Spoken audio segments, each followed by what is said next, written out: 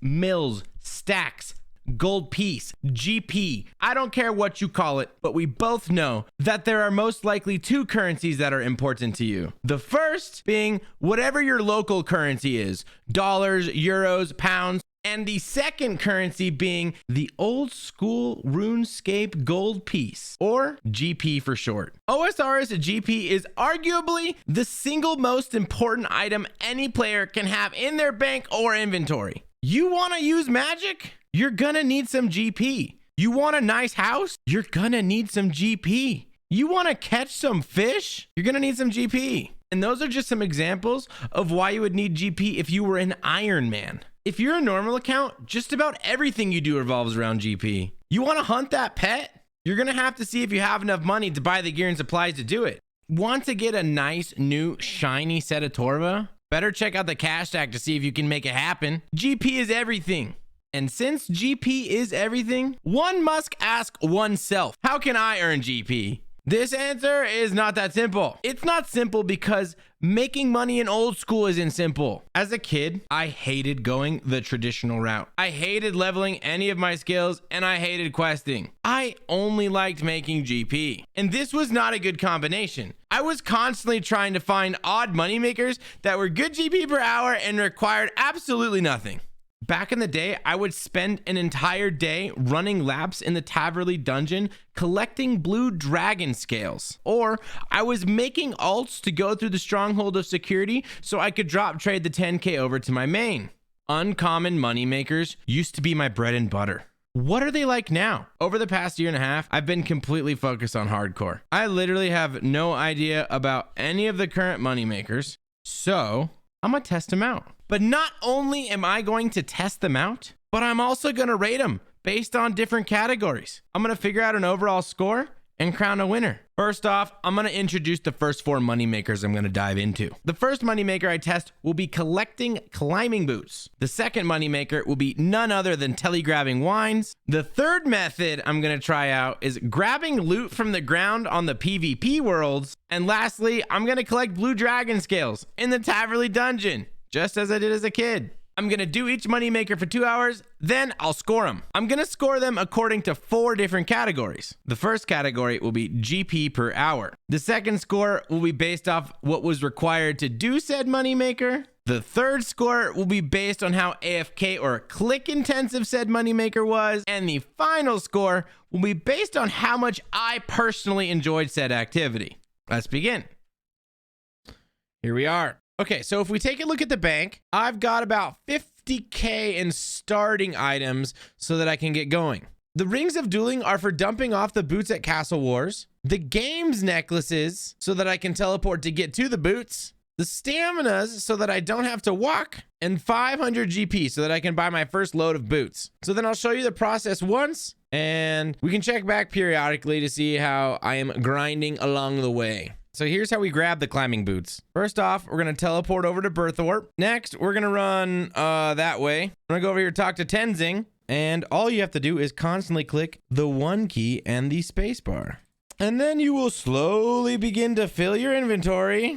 All right, now that the inventory is full, teleport off to Castle Wars. Drop off the boots and do it again. All right, this is where I depart. I will update you in a second. I have realized that there is absolutely zero need for the stamina potion, so that is a win. All right, I am coming up on an hour here. So far, I have 400. Wow, that's actually crazy. 400 climbing boots exactly. I'm pretty sure we're doing way worse than the wiki's estimated rates, but whatever. I continue on. I am finishing up my last inventory of climbing boots as we speak. All right, cool. So I ended up with 886. Let's go sell them. Well, that's not good news. They did not instantly sell. All right, they just finished selling. I ended up with 494k, which was honestly more than I thought I was gonna get. So let's take a look at the scores here. You end up making, after supplies, 242k an hour. In terms of requirements, I would give it a solid 9 out of 10. You really don't need anything. You need a ring of dueling, a games necklace, and like 500 GP to get you started. And you'll be able to sell your first set for, you know, about 16K, and then you can just go back. And that cash stack of 16K will last you a long time. So yeah, I'll give it a 9 out of 10. On AFK and click intensity, it's pretty click intensive. But with that being said, like I watched TV and watched Twitch the entire time. Like it was very easy. Click intensive, yes. AFKable, I mean, you can do almost anything you want to do at a computer while doing this, entertainment wise, you know? If you get what I'm saying, I think you do. So with that being said, I'll give it a 6.5 out of 10. And then in terms of my enjoyment, I honestly, maybe it's just because it's the first of the 4 that I'm gonna do, I didn't hate it. I really didn't. I give it a 7.5 out of 10. It was awesome. I watched Netflix. I watched Twitch. I have no complaints, truly. Anyways, on to the next one. It's now time to go and collect some wines. So this is what the tab's looking like for collecting wines. I'm gonna start out with 100 law runes, water runes, and air runes. The laws and airs will help me teleport to Falador and telekinetically grab the wine of Zamorak because you can't pick it up. And then the water runes are so that I can teleport to Falador. Ring of dueling so that I can dump the wines at a bank. And then the Zamorak monk top, because if you go upstairs in the altar and you're wearing a Zamorak monk top and Zamorak monk bottom, then the monk up there doesn't attack you. So you can just keep grabbing and hopping worlds and grabbing and hopping worlds. So it's initially 25.4K. There is a pretty hard level requirement of 37 magic, but pretty low requirement overall. So let's go ahead and do the first one. All right, I got my robes, my runes, and the ring. First off, we teleport to Falador. Go ahead and start the timer now. You run all the way north here along the wall. You'll go into this church, climb the ladder, cast telekinetic grab on this here wine. The quickest way is to hop worlds. This is the quickest world hopper, just the one that's built into the client. So that's what I will be using. All right, so I've hop worlds, telekinetic grab once again. Do this until you fill up the inventory. Go back to Castle Wars, dump it off, and repeat the process. I'll be checking back in with you guys soon. There we go. I ended up with 250 wines. Let's go ahead and sell everything and see where we're at. Oh, they did. All 250 instantly sold. All right. The startup costs were 25K, and after 2 hours, we end up with, drumroll please, 237K. Oh my gosh, that's so much worse. All right, so 237 minus the 25K, so that puts us at a cool 212K, which breaks down to 106,000 GP per hour. That is awful. All right, well, let's go through and rate this one as well. All right, so first off, in terms of profitability, it was 106,000 GP per hour profit after supplies. Requirements, 37 magic was required. 25K starting seemed pretty good. I had no issues. You could probably slim it down a little bit more, but with that being said, I will be going with a 7 out of 10. In terms of AFK click intensity, man, you had to pay a lot more attention to this one. Just because you're constantly hopping worlds. I mean, this one was way less AFK and way more click intensive than the last one. I'd probably give this a 4 out of 10. Pretty awful, actually. My enjoyment, yeah, I would have to say, like, overall, this is a 5 out of 10. This was awful. Maybe, you know what, 4 out of 10, actually. It was really bad. Yeah, that one sucked. What the heck? All right, we're about to jump into the one that I'm most excited for. I have to go collect some items from the PvP worlds. I'm excited. All right, let's jump to it. I may have made a little oopsie when I recorded the next part of the video. I accidentally left on my tiny voice changer from when I was playing CSGO the night before. It's not that long. It's like 30 seconds or less. If you notice it, go ahead and let me know in the comment section below. All right, here we stand. It is a PvP world. This is the moneymaker that I am most excited for because I have no idea what the GP per hour is going to look like. Could be a lot, could be 0. Hell, I could get PK'd.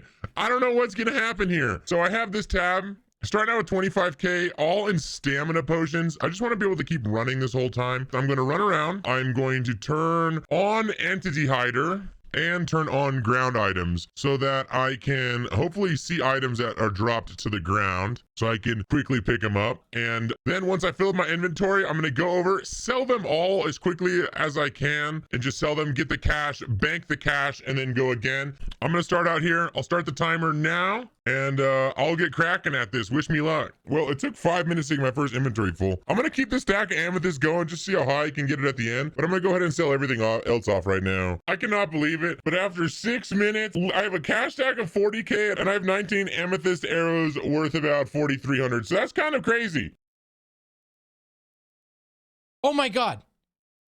I just got something that was, what was that? The GE average of that is 720K? Bro, what? How is the actively traded price 80K? Ah, man. All right, let's go get someone else with it. Oh my God. He flocked. He grabbed him.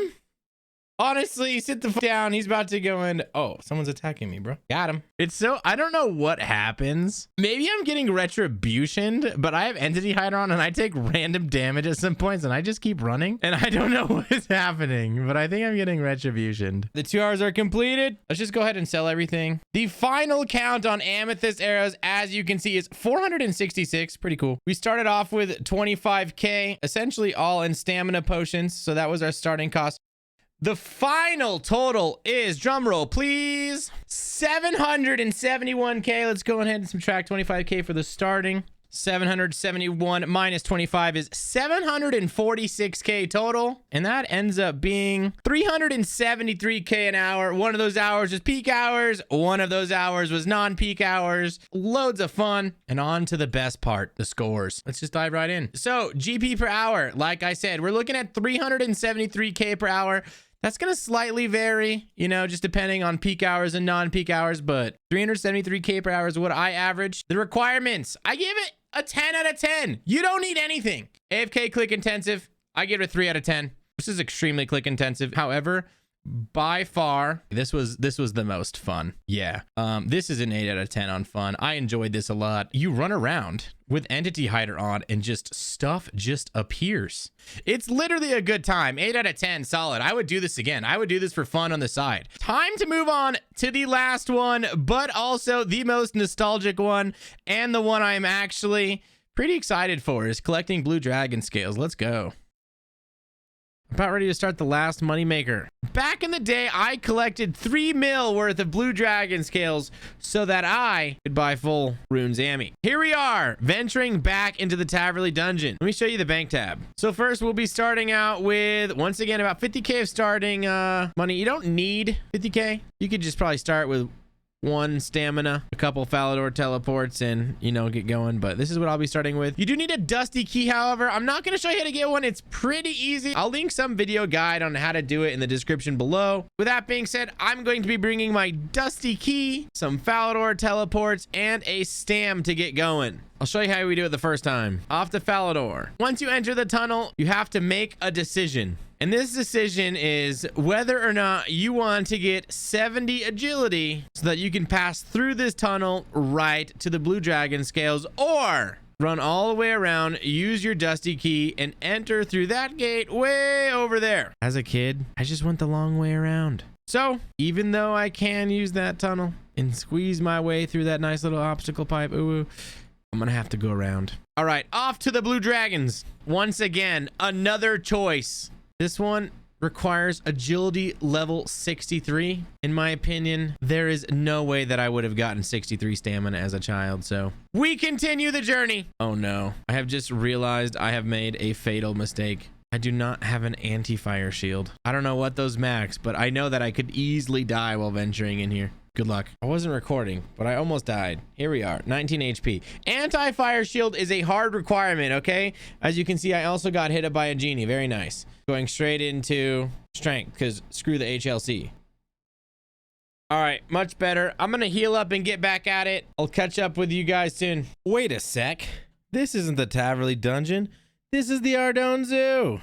And that cute little monkey reminds me of this video's sponsor, Runescape. Runescape is an NFT project that consists of over 7,300 Runescapes logging into the Ethereum blockchain. It's an inspiration project between Runescape and the Bored Ape Yacht Club. The roadmap doesn't include any crazy giveaways or insane promises, but only realistic and deliverable value adds, including donations to the BWAR charity, weekly AMAs, rarity ranking, exclusive merch, and most importantly, a mutations potions drop. I don't love all NFT projects, but I do really like this one. I'll link their Discord down below. There you can find more information about the minting date, their website, and my personal favorite, the teaser channel, where you can check out some of the Runescape's art that will be minted. This one's my personal favorite. But sadly, I must return to grinding the blue dragon scales. What's up, fellas? I'm at about an hour and a half. Let's see how many dragon scales I have in total.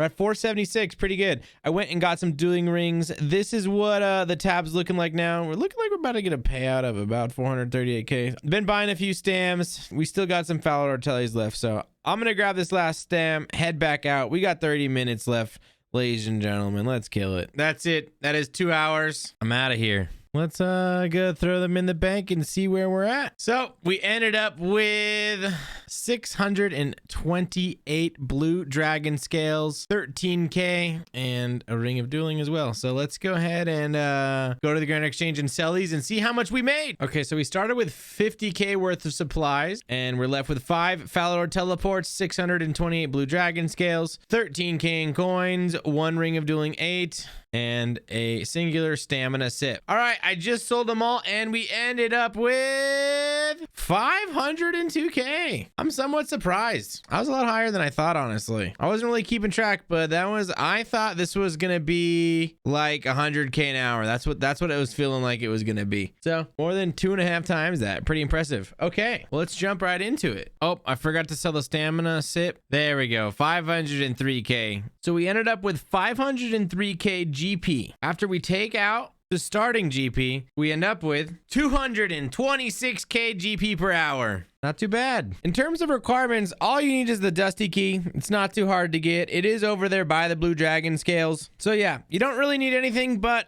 the better your agility, the better this is gonna go. So I'll give it a 7 out of 10. In terms of the AFK and click intensity of this moneymaker, I would say you'd have to be pretty attentive. I didn't play another character at the same time. I chatted with some friends, but that was really it. I didn't watch TV. It required a lot of attention. You're constantly clicking, essentially, and it is important where you are clicking, so you have to be looking at the screen. So I'd give it a 5 out of 10. It's not that good. Definitely a failing grade. However, lastly, it's time to talk about my personal enjoyment. I don't know. I actually freaking hated it. Okay, I did this all the time when I was a kid, and this is awful. I gave it a 3 out of 10. This was the worst one. I hated doing this one.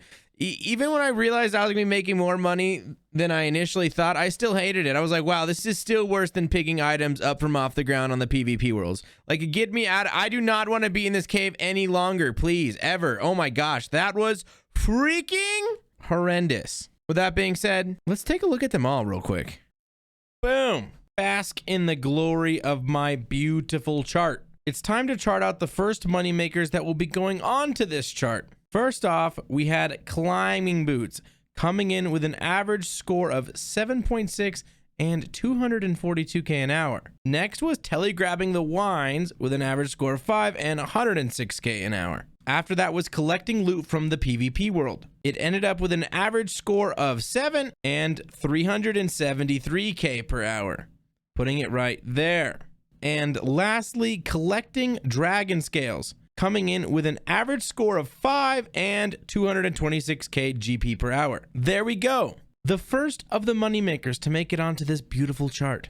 So if I had to pick a winner from these 4, it would be collecting loot from the PvP worlds. It was a blast, and it was the most money. There was no way this was not going to be the winner. You might be thinking to yourself, damn, T-Papa, that chart is sexy and needs more stuff added to it. And you'd be right. I'll be doing some more money makers and adding them here to this beautiful chart, so that one day it might look something like this. I'll be doing some bossing, some skilling, and some other odd money makers so that I can look back and see how I've ranked them all. If you've got any suggestions, let me know down below. If you want to see more of this type of video, make sure you drop in that like and that subscribe. Either way, your boy T-Papa Slice is out.